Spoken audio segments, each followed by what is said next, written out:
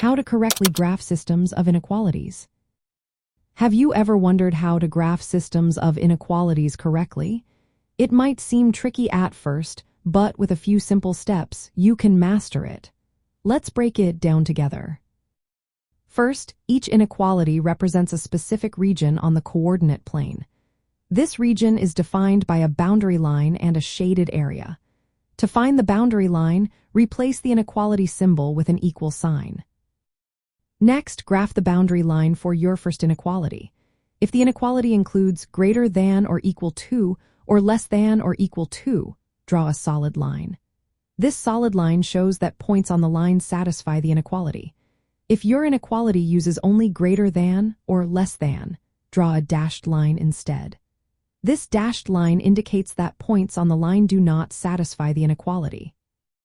Now it's time to determine which side of the boundary line to shade. Choose a test point that is not on the line. A common choice is the point 0, 0, unless it lies on the line. Substitute this test point into the inequality. If the inequality holds true for the test point, shade the side of the line that contains that point. If it does not hold true, shade the opposite side. Repeat these steps for each inequality in your system. Graph all boundary lines and shade their respective solution regions on the same coordinate plane. Once you have shaded all regions, identify the solution to the system. The solution is the area where all shaded regions overlap. This overlapping region represents all points that satisfy every inequality in the system at the same time. To verify your solution, select points from the overlapping shaded area. Substitute these points back into each inequality to confirm they make all inequalities true. Remember, the boundary line separates the plane into two halves.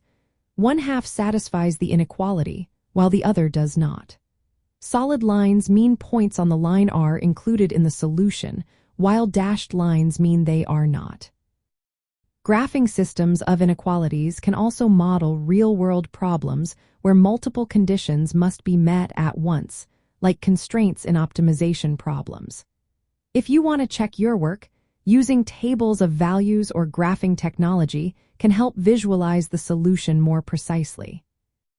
By following these steps, you can confidently graph systems of inequalities and understand the meaning of the solution region in a clear and approachable way.